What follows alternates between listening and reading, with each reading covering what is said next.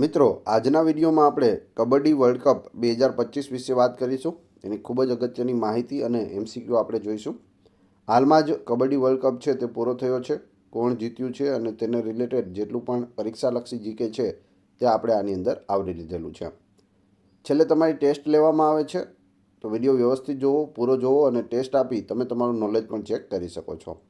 એ સિવાય આની પીડીએફ પણ તમને ફ્રીમાં પ્રોવાઈડ કરાવવામાં આવશે. તો જોઈએ ખૂબ જ અગત્યનો આ વિડીયો.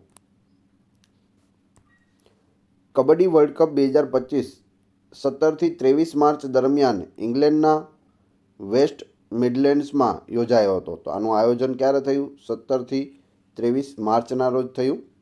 ક્યાં દેશમાં થયું? ઇંગ્લેન્ડમાં. ઇંગ્લેન્ડમાં કઈ જગ્યાએ? તો વેસ્ટ મિડલેન્ડમાં થયું હતું. ભારતીય પુરુષ અને મહિલા બંને ટીમોએ ખિતાબ જીત્યો છે. વર્લ્ડ કપ કોણ જીત્યું? તો પુરુષમાં પૂછે તો પણ ભારત અને મહિલામાં પૂછે તો પણ ભારત છે તે વિનર બન્યું છે. આ પહેલીવાર છે જ્યારે કબડ્ડી વર્લ્ડ કપ એશિયાની બહાર યોજાઈ રહ્યો છે. આની પહેલાં ક્યારેય પણ એશિયાની બહાર છે તે કબડ્ડી વર્લ્ડ કપનું આયોજન થયું ન હતું. આ પ્રથમ વખત છે.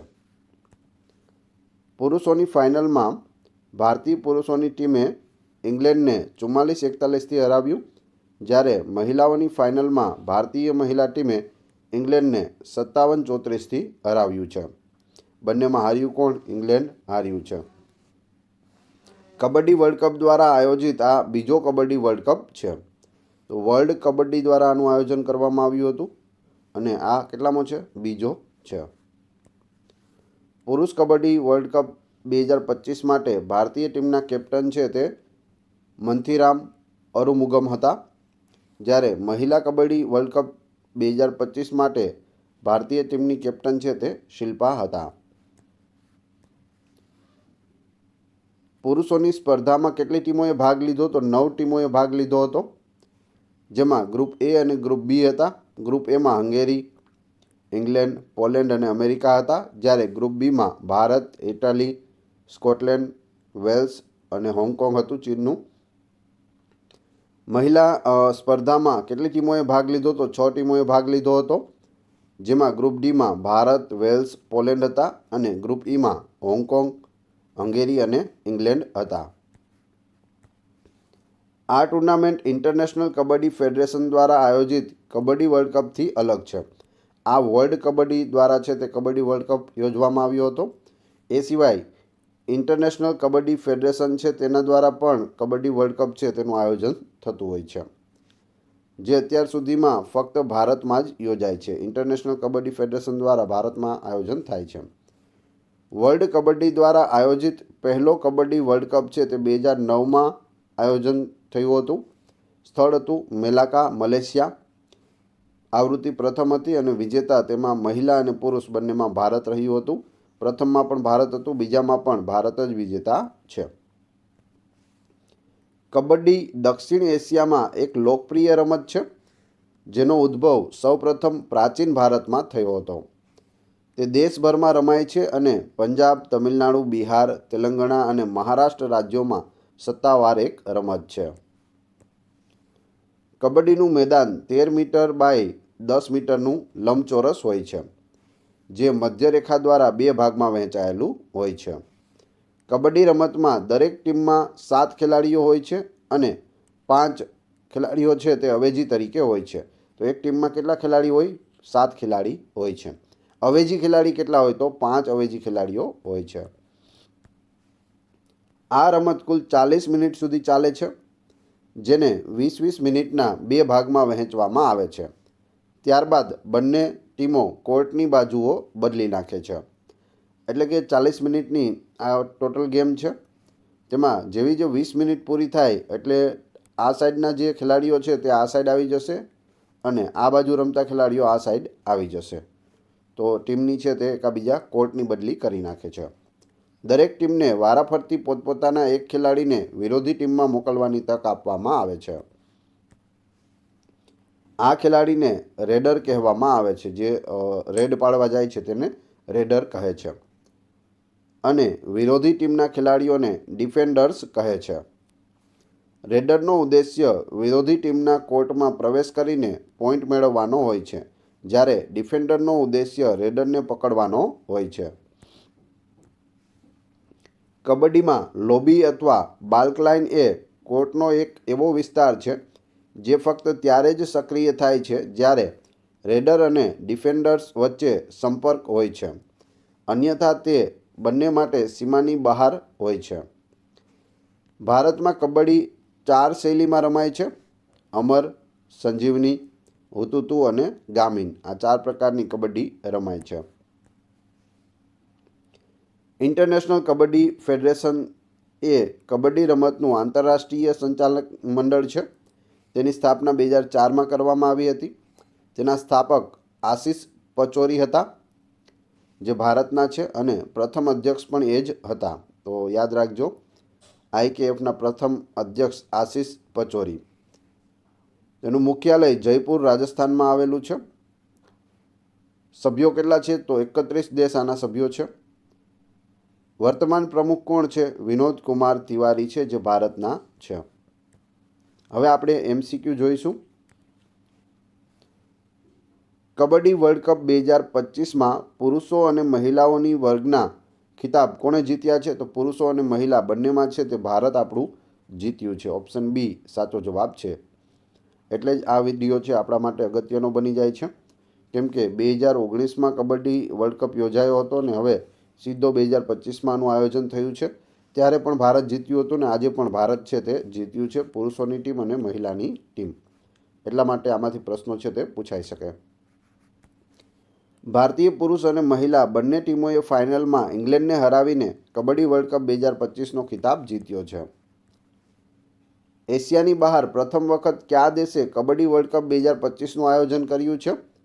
તો એ કયો દેશ છે? તમે અહીં જોઈ શકો, આવશે ઇંગ્લેન્ડ. ઓપ્શન ડી સાચો જવાબ છે.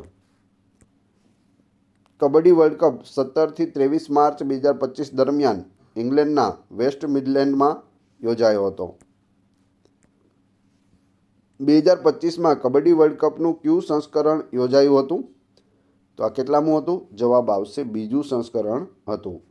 પ્રથમ હતું તે 2019માં ને બીજું 2025માં. 2025ના કબડ્ડી વર્લ્ડ કપ માટે ભારતીય પુરુષ કબડ્ડી ટીમનો કેપ્ટન કોણ હતો? તો કેપ્ટન અહીં તમે ફોટોમાં જોઈ શકો છો છે મંથીરામ અરુમુગમ. નામ યાદ રાખજો, મંથીરામ અરુમુગમ. કબડ્ડી વર્લ્ડ કપ 2025 માટે ભારતીય મહિલા કબડ્ડી ટીમની કેપ્ટન છે તે શિલ્પા હતી. 2025ના કબડ્ડી વર્લ્ડ કપમાં પુરુષોની સ્પર્ધામાં કેટલી ટીમોએ ભાગ લીધો હતો? તો પુરુષોની ટીમમાં કેટલી ટીમોએ ભાગ લીધો હતો? 9 ટીમોએ ભાગ લીધો હતો. શરૂઆતમાં આ ટુર્નામેન્ટમાં પુરુષોની સ્પર્ધામાં 16 ટીમો ભાગ લેવાનું આયોજન હતું.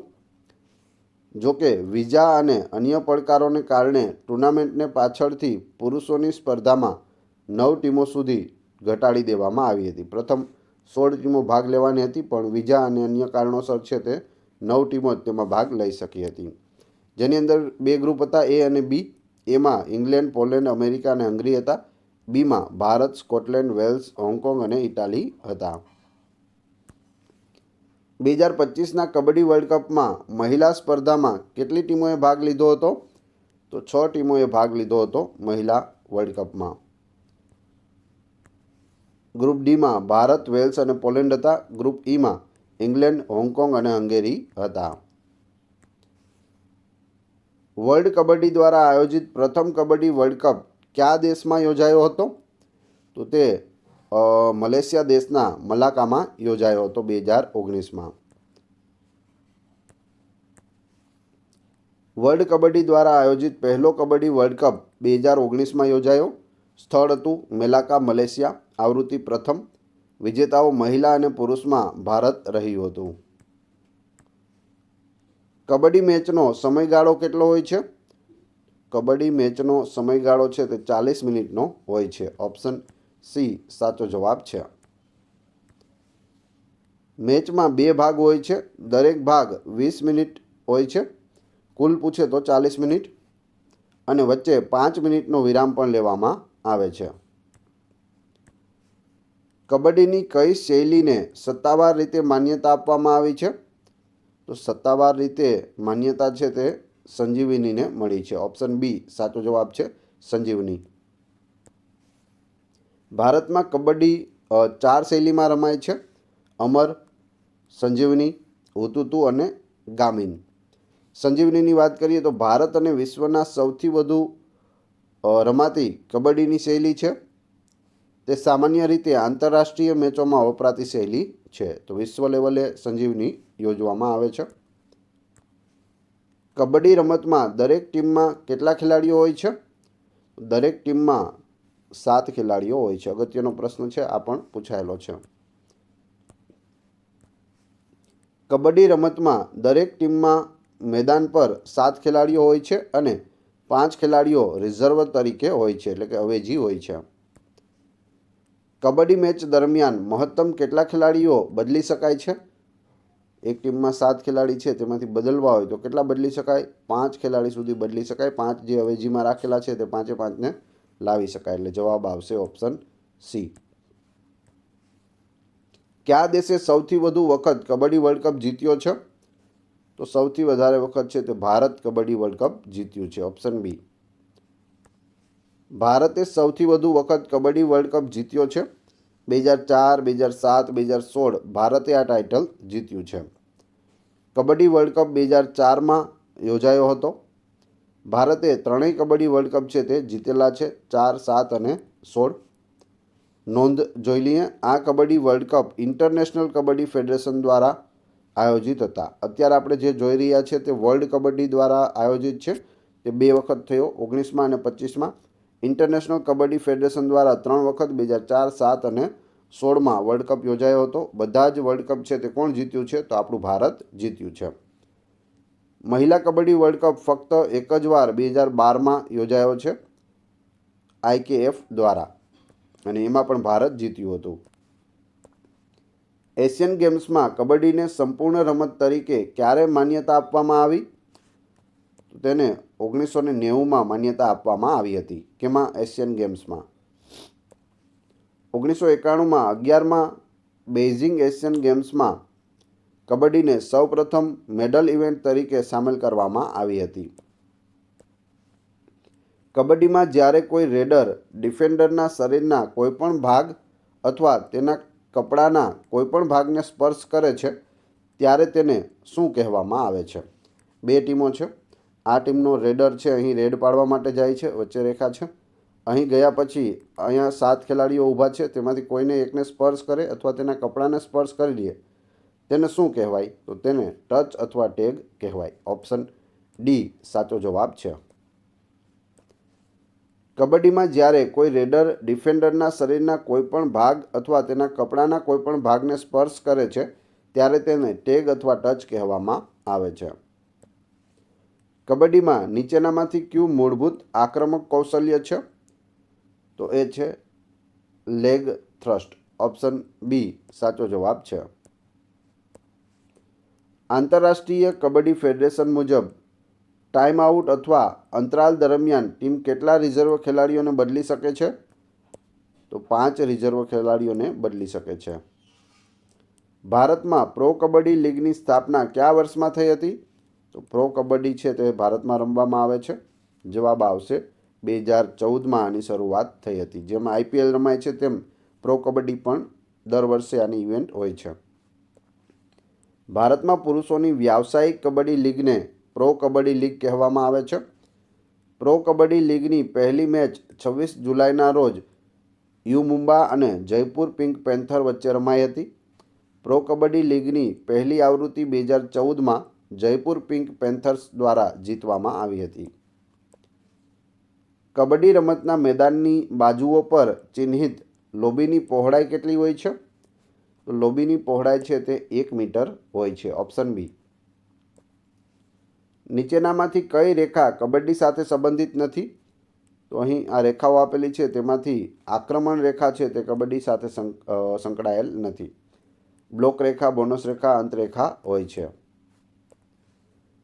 બ્લોક અથવા તો બાલ્ક લાઇન તે મધ્ય રેખાથી 3.75 મીટરના અંતરે દોરવામાં આવે છે. બોનસ લાઇન છે તે અંતિમ લાઇનથી 1.75 મીટર દૂર છે અને બાલ્ક લાઇનથી 1 મીટર આગળ દોરવામાં આવે છે. જ્યારે કોઈ રેડર બોનસ લાઇન પાર કરીને વિરોધી ટીમના ક્ષેત્રમાં પ્રવેશ કરે છે અને ત્યાં 6 કે તેથી વધુ ડિફેન્ડર્સ હોય છે ત્યારે તેને બોનસ પોઈન્ટ મળે છે. અંતિમ રેખાની વાત કરીએ તો અંતિમ રેખા એ કોર્ટની પહોળાઈ પર દોરેલી રેખા છે જે રમતના ક્ષેત્રના અંતને ચિહ્નિત કરે છે. રમત દરમિયાન ખેલાડીઓ અંતિમ રેખા પાર કરી શકતા નથી. જો અંતિમ રેખાની પાર કરી જાય અથવા તેને વટાવી જાય તો તે છે ફાઉલ ગણાય છે, આઉટ ગણાય છે. કબડ્ડીને પહેલીવાર કઈ સ્પર્ધામાં આંતરરાષ્ટ્રીય માન્યતા મળી હતી? જવાબ આવશે બર્લિન ઓલિમ્પિક્સ 1936માં કબડ્ડીને પહેલીવાર આંતરરાષ્ટ્રીય માન્યતા મળી હતી. કબડ્ડીને સૌપ્રથમ આંતરરાષ્ટ્રીય માન્યતા 1936 આવશે અહીં બર્લિન ઓલિમ્પિક્સમાં મળી, જ્યાં તેને એક પ્રદર્શની રમત તરીકે પ્રદર્શિત કરવામાં આવી હતી. તમે અહીં જોઈ શકો બર્લિન 1936. કબડ્ડી કયા દેશની રાષ્ટ્રીય રમત છે? તો કબડ્ડી છે તે બાંગ્લાદેશની રાષ્ટ્રીય રમત છે. ભારતની રાષ્ટ્રીય રમત કઈ છે? કમેન્ટ બોક્સમાં જણાવી દેજો. કબડ્ડી રમતમાં મેદાનનું પ્રમાણભૂત માપ કેટલું હોય છે? કબડ્ડીનું આ મેદાન છે તે કેટલું હોય છે? તો 13 મીટર ગુણ્યા 10 મીટર હોય છે. આમ 13 મીટર હોય છે અને આમ 10 મીટર હોય છે. ઓપ્શન એ સાચો જવાબ છે. હવે તમારી ટેસ્ટ, જે આપણે વિડીયો જોયો તેમાંથી તમને અહીં પ્રશ્નો પૂછવામાં આવે છે, જેનો જવાબ તમારે ક્રમશઃ કમેન્ટ બોક્સમાં આપવાનો છે, જેથી તમને કેટલું યાદ છે એ ખ્યાલ આવી જશે. પ્રશ્ન 1. કબડ્ડી વર્લ્ડ કપ 2025માં પુરુષો અને મહિલાઓના વર્ગનો ખિતાબ કોણે જીત્યો છે? 2.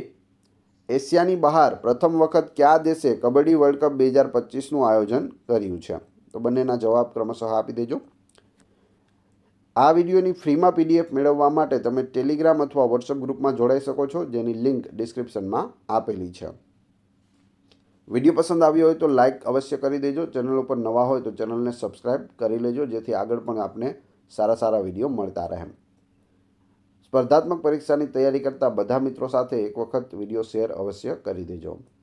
આ ચેનલ ઉપર ઘણા બધા વિડીયો અવેલેબલ છે. તમે ચેનલના નામ ઉપર ક્લિક કરી વિડીયોમાં જઈ બધા જ વિડીયો જોઈ શકો છો. Thanks for watching my video.